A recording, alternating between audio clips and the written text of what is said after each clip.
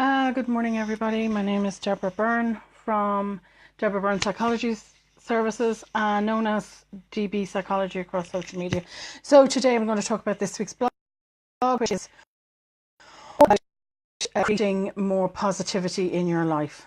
It's a kind of a follow-up blog to the last two blogs I did, which was all about deleting negative thinking or negative self-talk in your head, and the second one then was on deleting negative people from your life.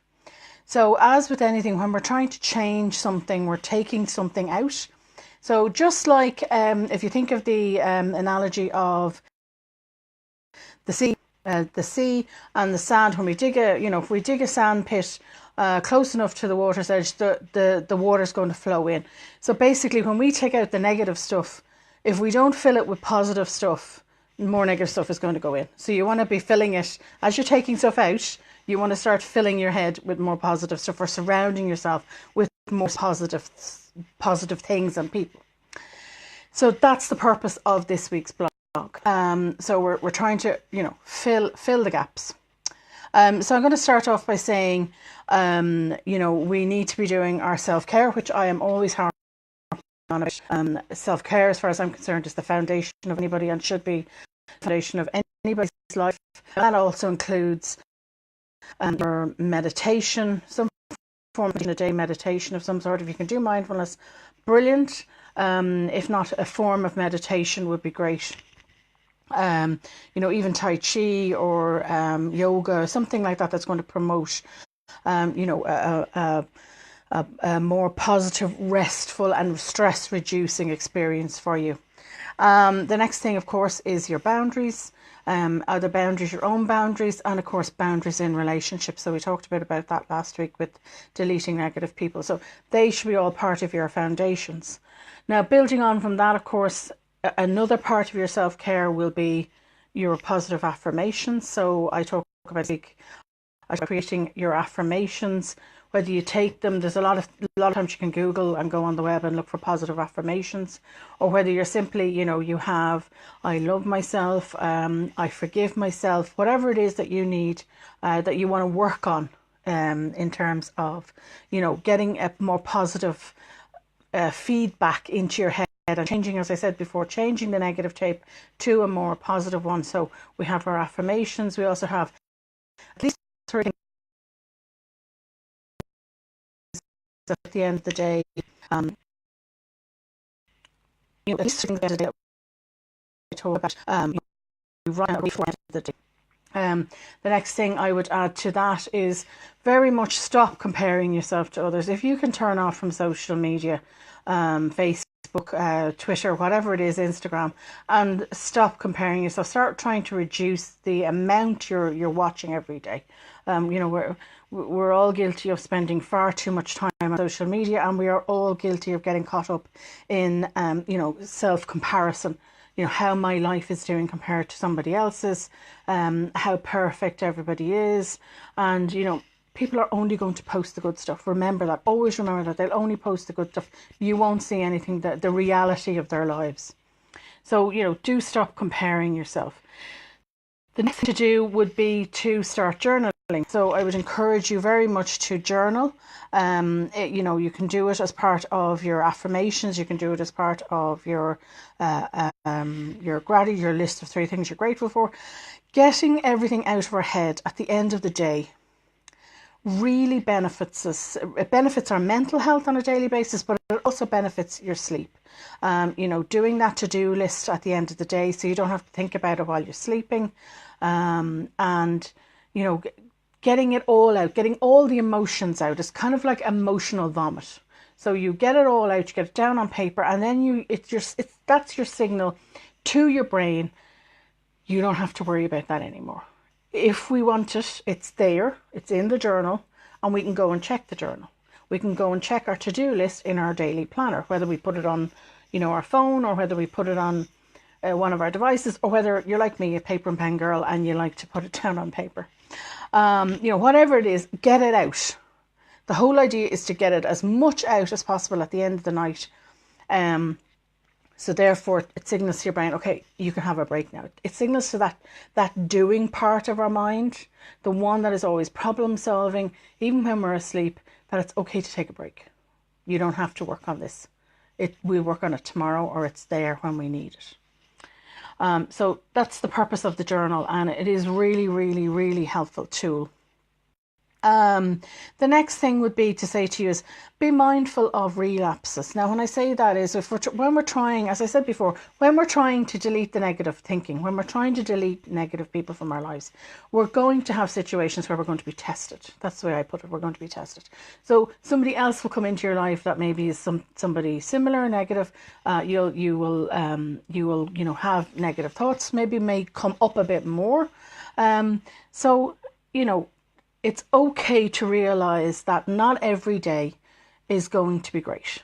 That not every day is going to be so positive. It's unrealistic to expect that your life is going to be one of positivity and happiness on a permanent basis. It's not. That's just unrealistic. We all have ups and downs during the day because that's the way our emotions flow. And we all have, good days and bad days and things that happen. It's an overall life balance is what we're going for, where most of the time things are going well for us and things are working out the way we planned. They may not work out as the way we planned on a minute detail, but in the end we get there. In the end we achieve, or we get even better than what we expected. That's what we're aiming for. We're aiming for a little bit more balance in our lives.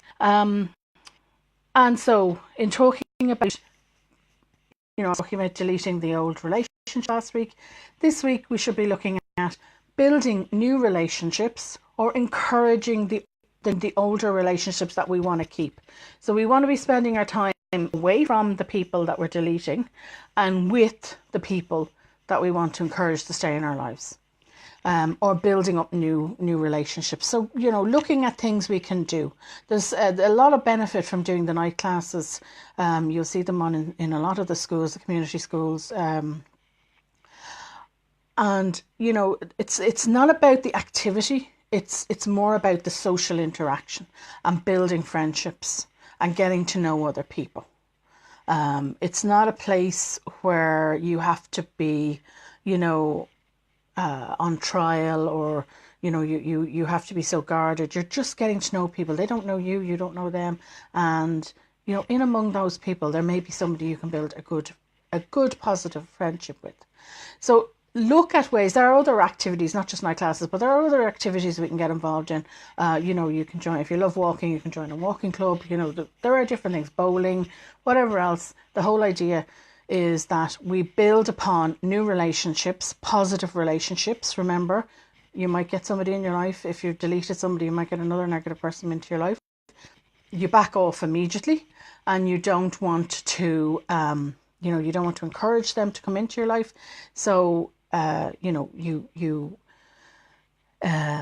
want to only encourage the people that are going to be positive to you. And then that's where I talked at the start of the video, I talked about building your own healthy boundaries. That's why I say they're the foundation.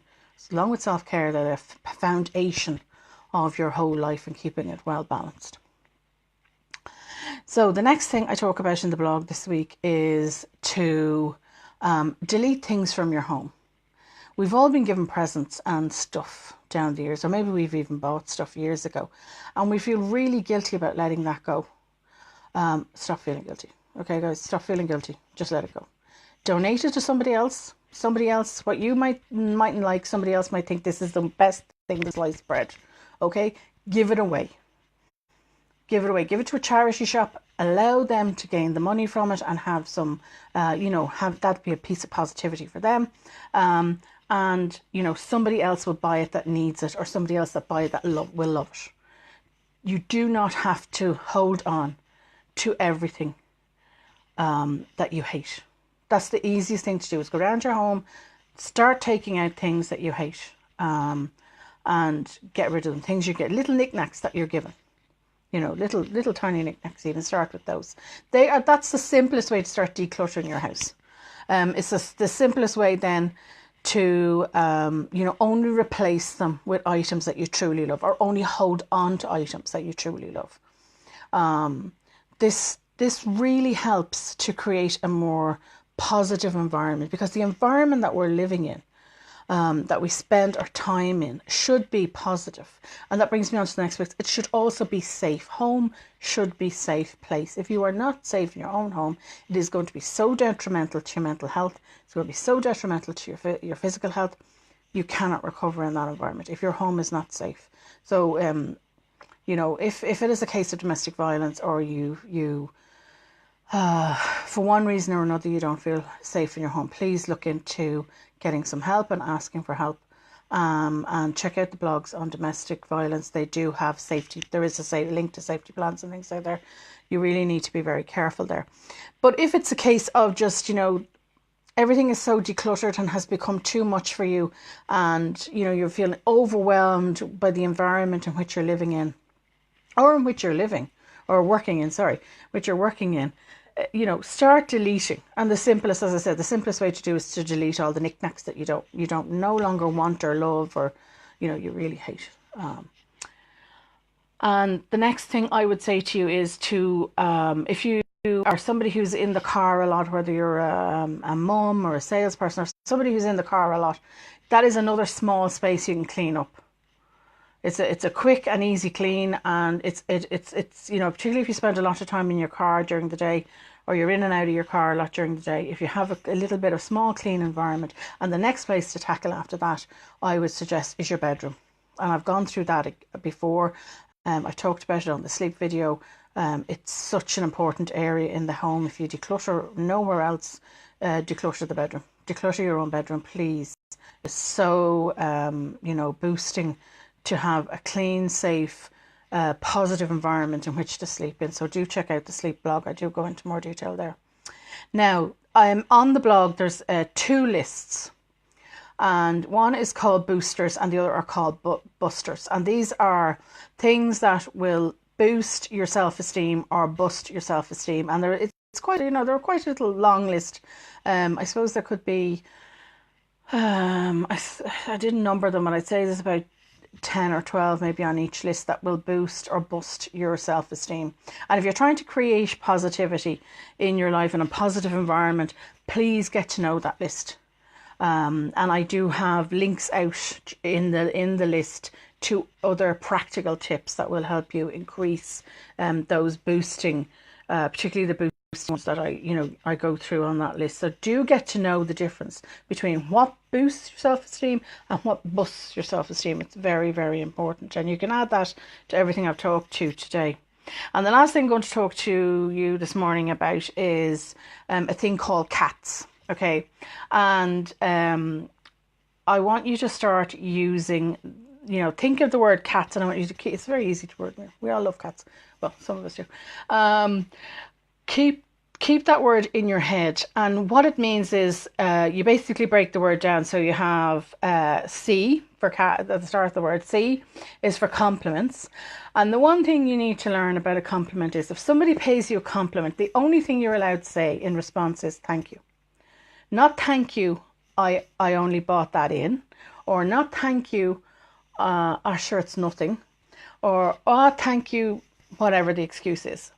It is just thank you. You simply get into the habit of saying thank you. They have paid you a compliment.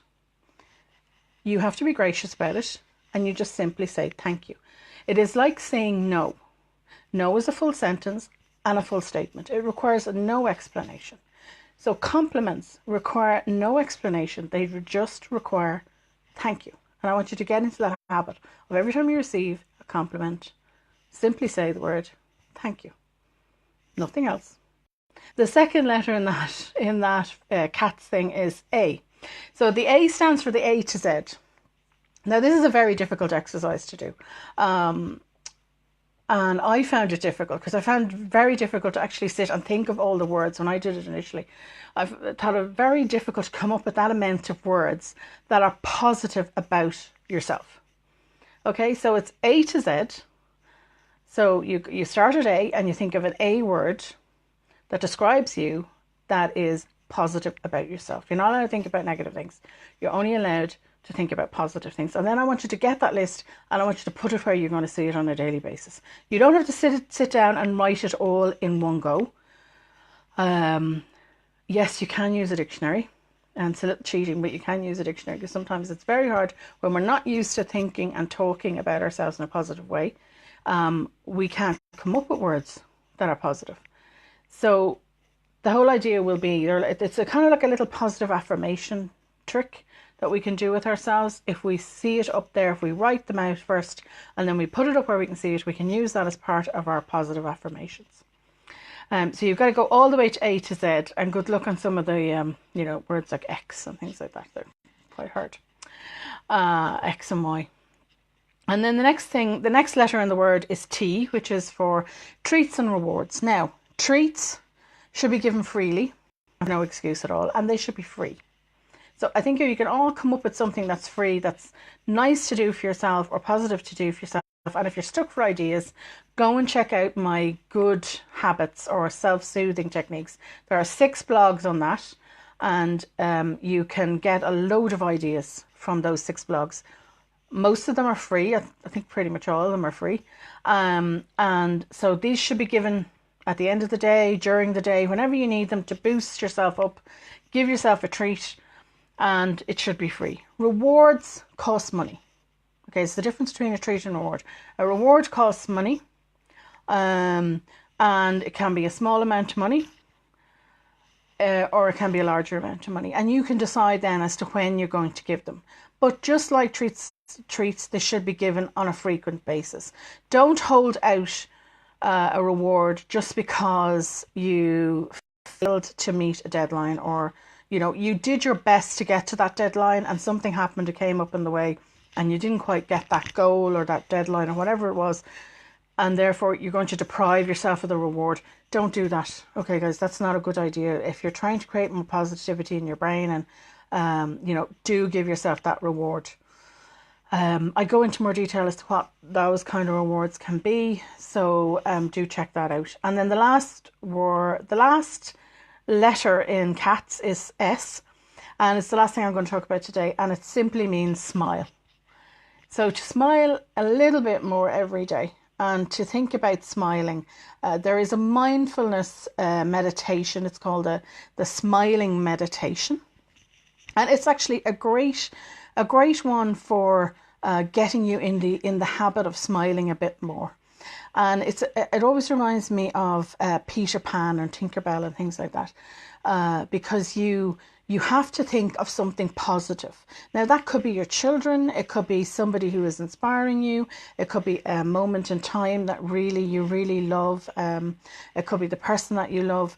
Whatever it is, you have to think that happy thought, and you basically remember that happy thought and you smile a little bit more. And during the meditation, you would actually think of the thought, you would try and hold that thought in your head, and you would smile for the meditation. It's called the smiling meditation. It's a form of mindfulness. It's a great way if you have done any sort of meditation too, and you're trying to increase your positivity. It's a very nice meditation to do. Nice meditation. So with that, I'm going to leave you. So do check out this week's blog. It's at www.deborahbyrnepsychologyservices.com, and I will leave it there, and have a great day, and don't forget to smile. So thank you.